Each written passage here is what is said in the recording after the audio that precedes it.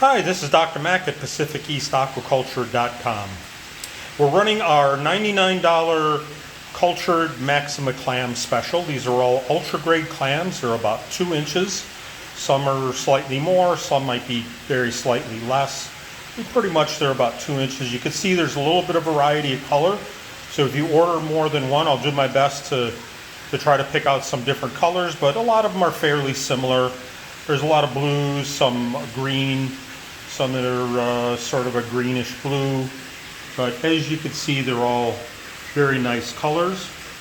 As far as acclimation, you receive them, you should acclimate them by steady drip acclimation for about 45 minutes, no longer than that.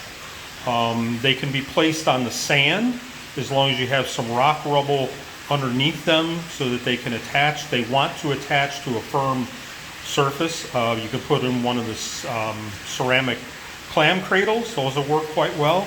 You can bury the sides of that with the sand if you have sand in the tank. Or you can place them on your rock work as long as there's a concave surface where they can attach to it and not fall off. You don't want them to fall off and be upside down in the tank. So as you can see, when I go in here, they all close up. And as you can see from this one, we keep them on some crushed coral substrate. And you can see this one's already trying to attach to that. So if you want to put them on your rock work, as I said, you want them in a spot with a little concave surface and somewhere where if they open and close, they're not going to fall over and turn upside down. It's perfectly fine to have them out of the water for a period of time. As you can see, they close up pretty tightly, so no air really gets into them. They don't need to be so-called burnt once you put them back in the tank. There are no air bubbles in there. If there are, they can certainly get rid of them on their own. As far as predators, most reef-safe fish will be perfectly fine, but you need to keep an eye on them, because if a clam is not opening as it should, more likely than not you have a fish or an invert that's picking on them. The other thing to be aware of is pyramid snails. Now these are completely clean. Again, they're aquacultured, but we also clean every one of them off when we bring them in. We brush them, and we generally never find any pyramid snails. Where you can typically find them would be in the seam where the two shells meet, or around the foot area, this area here where it's attaching to the substrate, and usually it'll be like right on the outside rim. They're fairly small, but they're,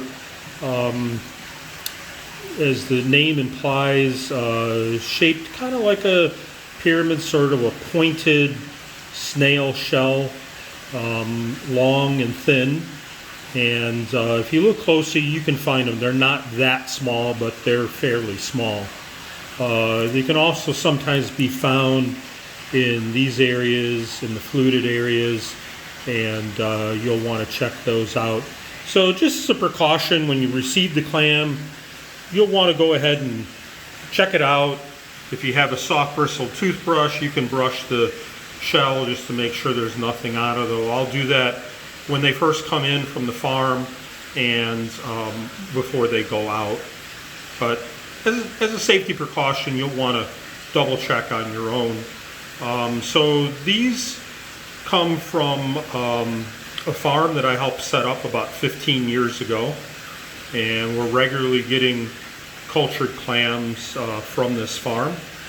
And again, they're on special right now, $99. They're normally $199. If you're looking for very specific colors, you could check out our What You See Is What You Get selection.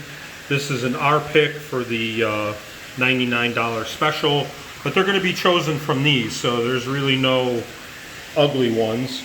Each one has a slightly different pattern and a little bit different color. So check us out at PacificEastAquaculture.com.